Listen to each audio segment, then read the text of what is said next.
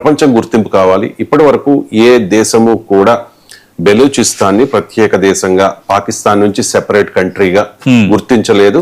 గుర్తించే అవకాశం ఉంటుందో లేదో చూడాలి. మరి భారత్ కి కూడా విజ్ఞప్తి చేశారు BLA ప్రతినిధులు. అండ్ ముఖ్యంగా ఇప్పుడు నిజంగా బెలూచిస్తాన్ స్వతంత్ర దేశం అయితే పాకిస్తాన్ బలం తగ్గిపోతుంది. ఎందుకంటే బెలూచిస్తాన్ లో ఎక్కువ ఆర్థిక వనరులు ఉన్నాయి కాబట్టి, సహజ వనరులు ఉన్నాయి కాబట్టి పాకిస్తాన్ నిజంగా తన ఆర్థిక శక్తిని కోల్పోతుంది. అది పరోక్షంగా భారత్ కి కలిసి వచ్చే అంశమే. అయినా కూడా భారత్ యాక్సెప్ట్ చేస్తుందా లేదా అనేది వేచి చూడాలి. అండ్ పాకిస్తాన్ విడిపోవడం అంటే అది ఖచ్చితంగా భారత్ కు గుడ్ న్యూస్. సో ఏంటి ఈ బెలూచిస్తాన్ స్వతంత్రం గురించి మీ కామెంట్ ఏంటి? అయితే ఇది చాలా ఇంట్రెస్టింగ్ డెవలప్మెంటే రాజకీయంగా.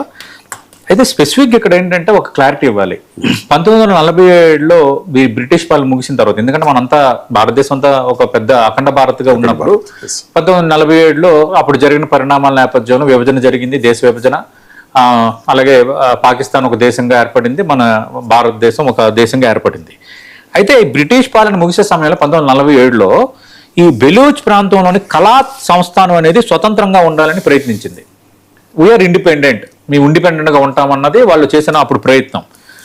అయితే తర్వాత 1948లో ఏమైందంటే అది పాకిస్తాన్లో విలీనమైంది. అక్కడ ఉన్న భౌగోళిక నైసర్గిక స్వరూపం నేపథ్యం పరిస్థితుల్లో. అయితే ఇప్పుడు అక్కడి నుంచి పలు దశలు ఈ బెలూచ్ వేర్పాటువాది ఉద్యమాలు కొనసాగుతూనే ఉన్నాయి. ఎందుకంటే మేము ఇండివిజువల్గా ఉంటాము, మాది ప్రత్యేక దేశం, మా అలవాట్లు వేరు, మా ఆలోచనలు వేరు అని ప్రతి సందర్భంలో అప్పటి నుంచి అది కంటిన్యూ అవుతూనే ఉన్నాయి. పాకిస్తాన్ ప్రభుత్వం మాత్రం బెలూచిస్తాన్ని తమ అంతర్భాగంగానే పరిగణిస్తోంది. వేర్పాటు సంస్థలను ఉగ్రవాద సంస్థలుగా ప్రకటించి సైనిక చర్యలు కూడా కొనసాగిస్తుంది. చాలా నష్టం కూడా జరుగుతుంది, మనం చూస్తున్నాం.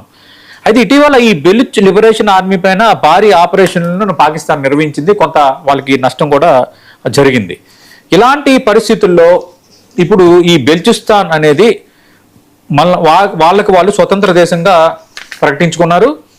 ఆగస్టు 11న బెలూచిస్తాన్ స్వాతంత్ర దినోత్సవంగా నిర్వహిస్తామని ప్రకటించి ఇప్పుడు ప్రపంచ దేశాలు తమని గుర్తించాలని అడుగుతున్నారు. ఇక్కడ బెలూచిస్తాన్ ముందు నుంచి కూడా ఎందుకు వేరేగా ఉండాలని కోరుకుంటుంది? అప్పట్లోనే స్వతంత్రంగా ఉండాలని కోరుకుంటున్నప్పుడు 1948లో పాకిస్తాన్లో మిళితమైంది, అంతర్భాగం అయింది. కానీ ఎప్పుడు కూడా అయిష్టంగానే చేశాము. అప్పుడు ఒత్తిడికి గురి చేసి చేయాల్సి వచ్చింది, అప్పుడు పరిస్థితులు పెట్టి చేసింది. కానీ మా హక్కులు వేరు, మా రైట్స్ వేరు, మమ్మల్ని పాకిస్తాన్ అనేది మమ్మల్ని వాడుకునే వస్తువుగానే చూస్తుంది, మా హక్కులు హననం చేస్తుంది అన్నది వీళ్ళు చేసే ప్రధాన ఆరోపణ. ప్రధానంగా చూస్తే బెలూచిస్తాన్ అనేది పాకిస్తాన్ భూభాగంలో దాదాపు 44% విస్తీర్ణం కలిగిన అతిపెద్ద ప్రావిన్స్, 44%. అంటే ఎంత పెద్ద పర్సంటేజ్ అంటే సగానికి సగం పైగా పాకిస్తాన్ అనుకోండి. కానీ జనాభా మాత్రం తక్కువ ఉంది. బట్ నైసర్గికంగా ఈ ప్రావిన్స్ అనేది, బెలూచిస్తాన్ ప్రావిన్స్ అనేది చాలా పెద్దది. రెండోది ఏంటి? వనరులు, సహజవాయువు, బంగారం, రాగి ఇలాంటి ఖనిజ సంపద అపారంగా ఉంటుంది. తమ వనరులను ఇస్లామాబాద్ దోపిడీ చేస్తోంది. దోపిడీకి తగ్గట్టుగా మమ్మల్ని అడ్రస్ చేయటం లేదు, స్థానికులకి ఉపాధి కల్పించడం లేదు, మా ప్రాంతాన్ని అభివృద్ధి చేయట్లేదు అనేది ఈ బెలూచ్ జాతీయవాదులు దశాబ్దాలుగా చేస్తున్న ఆరోపణ.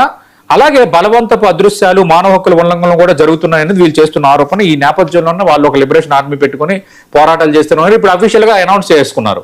అయితే ఇప్పుడు ప్రపంచ దేశాలు గుర్తించాలని అంటున్నారు, భారతదేశం గుర్తించాలని అంటున్నారు. రిపబ్లిక్ ఆఫ్ బెలూచిస్తాన్ మేము ఏర్పాటు చేసుకున్నామని చెప్తున్నారు. కాబట్టి మరి దీనికి భారత్తో పాటు ప్రపంచ దేశాలు దౌత్య గుర్తింపు ఇవ్వాలని కోరుతున్నారు. మరి అలాంటి వాతావరణం ఉందా? ఇచ్చే పరిస్థితి వస్తుందా? ఐక్యరాజ్యసమితి జోక్యం చేసుకోవాలని అంటున్నారు. నిజంగా ఐక్యరాజ్యసమితి జోక్యం చేసుకుంటుంది అనేది ఆసక్తికరమే. అయితే ఏంటంటే ఇప్పటివరకు ఇది అంతర్జాతీయంగా గుర్తింపు పొందిన స్వతంత్ర దేశం అయితే కాదు అఫీషియల్గా. అలాగే ఐక్యరాజ్యసమితి కూడా లేదా ప్రపంచంలో ఏ దేశం కూడా బెలూచిస్తాన్ని ఒక స్వతంత్ర దేశంగా అధికారికంగా గుర్తించలేదు.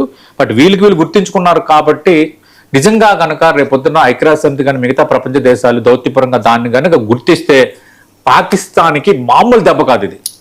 పాకిస్తాన్కి కోలుకోలేని దెబ్బ. ఒక రకంగా పాకిస్తాన్ నైసర్గికంగా కూడా విస్తీర్ణం తగ్గిపోతుంది. ఏదేమైనా ఇది ఆసక్తికర పరిణామం, హఠాత్ పరిణామం.